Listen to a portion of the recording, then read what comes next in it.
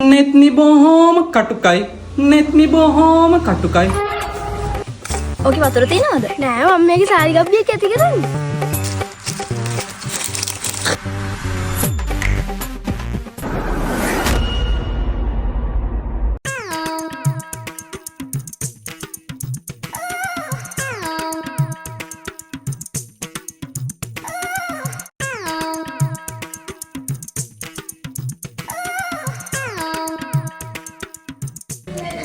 ආපු අර පිස්ස මෙහෙටද කොහෙද එන්නේ? කවුද බං? අර තරින්දුව බං. අර පිස්සු තරින්දුව. මත්තයා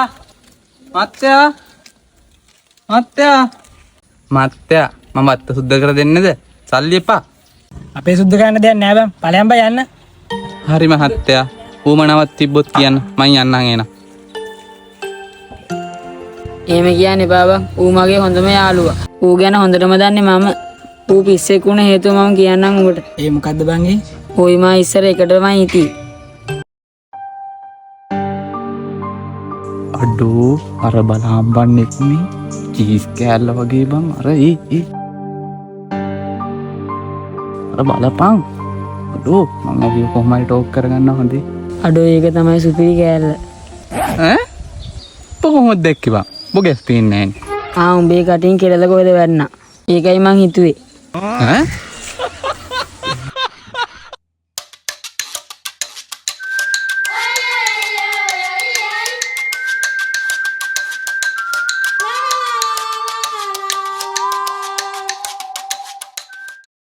ඒ අර බලහම් බං. ඒක මට කැමතිද කොහෙද බං? ඒක මෙහෙ බලාගෙන ඉන්නේ අර බලපං. ඒ අඩෝ මට ඒක හම්බෙන්න විදියක් හදලා තියන්කෝ. ඒක නෙමෙයි මං ගාව හොඳ පෑන්නයක් තියෙනවා. ඒ මොකද්ද බං ඒ? ඕකගේ අම්මයි තාත්තයි පට්ටසැර. අපි මෙහෙම කරමුකෝ. මංකෝ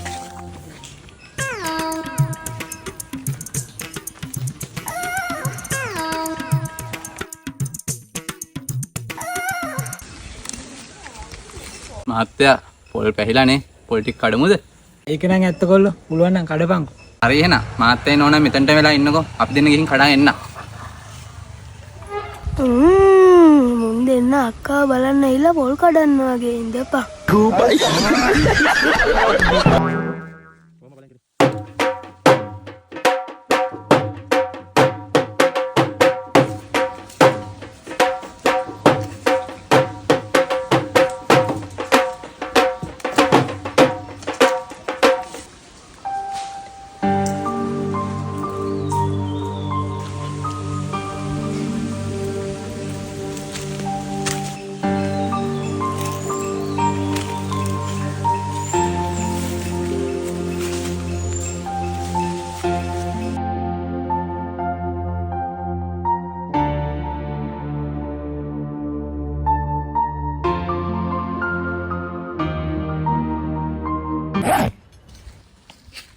ඒක නෙමෙයි නෝනේ. පොල් වලින් සද්දයක් අත්‍යකුන්නේ.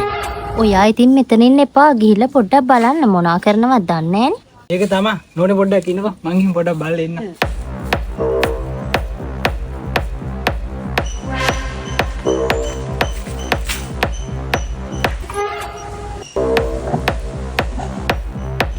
මේ පරයා මේක තමයි එහෙනම් ඇවිල්ලා තියෙන්නේ.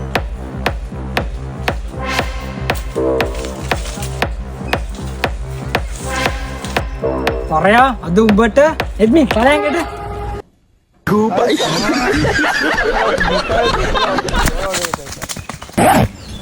උඹ ගියාට කවන්නේ. අන්දේ ඉන්නේ කොස් ගහේ කෝල් කඩන්න.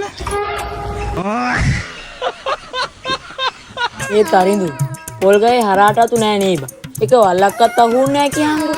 මේ යකෝ උඹ මේ ගහ මුල ඉන්නේ නැතුව අර නාකේ එන්න කලින් කෙල්ලව හම්බයක්. ඇත්තටම එක වල්ලක්වත් නෑ නේ බං. වල්ල මං කොඹ ගහපන් උඹට දෙන්න මම වල්ල.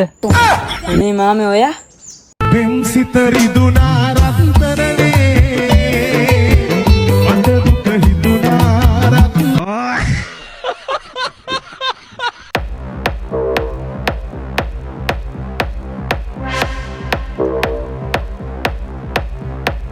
අනේ මේ අන්දයට සමාව දිනු මැනවි. මං ඔක්කොම ඇත්ත කියන්න.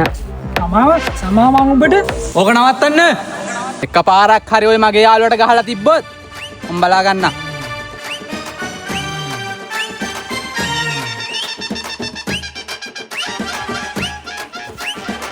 යක්කුන්ට බය නම් සොහන ගෙවල් හදන්නේ නැහැ වගේ තමයි.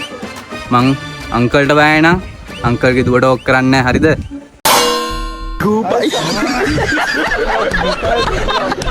අනේ මාමේ මට එහෙම කරන්න එපා මාමේ. මන් නෙත්මිට හරි ආදරෙයි.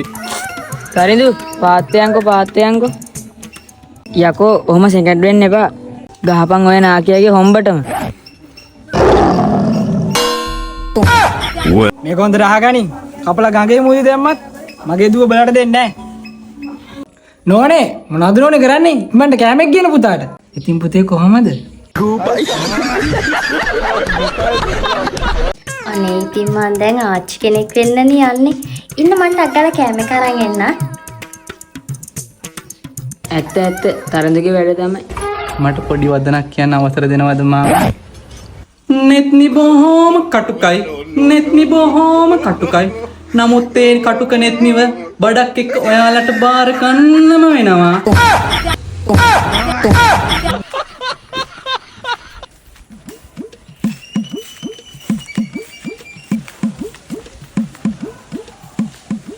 ඒ තරිඳු මේ නැන්දම්මා සුපිරි කෑල්ලද බා මට ටෝක් කරන්න. අයියෝ නැත්නම් ගොම තෝ ඇහුවේ නැන්දම්මගෙන් යකෝ. මේ ගෙදර අයිතිකාරයා කවුද? ඔව් කියන්න කවුද ඔයා? මට ඔයාලගේ වත්ත පරීක්ෂා කරන්න ඕන. මේ දවස්වල මේ පළාතේ ගොඩාක් ඩෙන්ගු මරණ වාර්තා වෙලා තියෙනවා. අනේ කියා.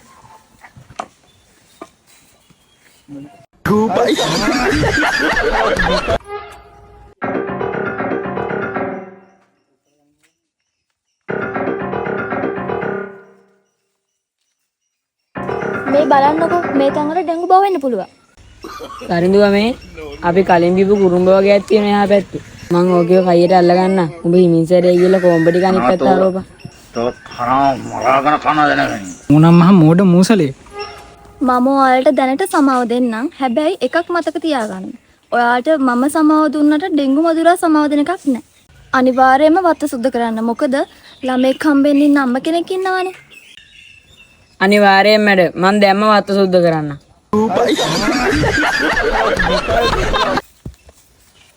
ඕකේ වතුර තියනවද?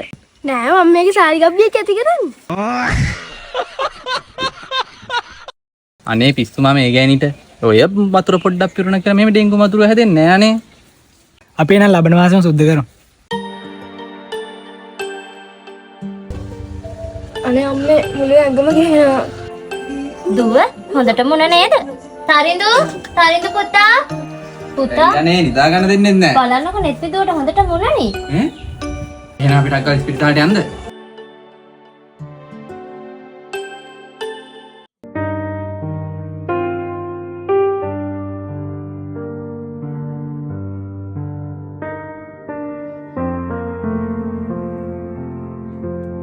මචං මොකද බන් නෙත්මිට? දැන් දවස් දෙක තුනකින් නම් හරියට මම මාරුයි බන් නෙත්මිට. ඩෙන්ගු හින්දා ප්‍රතිශක්තිකරණය අඩු වෙලා ගොඩක්. පුතා මොකද දෙන්නේ මීට? මාරුයි තාත්තේ ගොඩක්. අපි දැන් සවත්ත සුද්ධ කරමුද?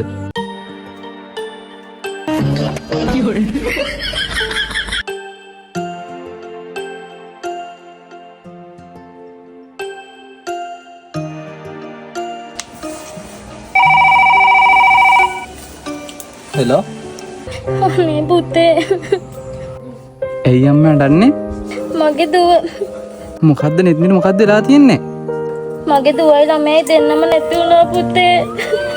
නැති වුණා යලි පුතේ. නොහෙනා ඔයා ගැන සිතා කොහොම හදන්නද මේ හිත සදා නෙත්මි නැති වෙලා යලි නොහෙනා ඔයා ගැන සිතා කොහොම හදන්නද මේ හිත සදා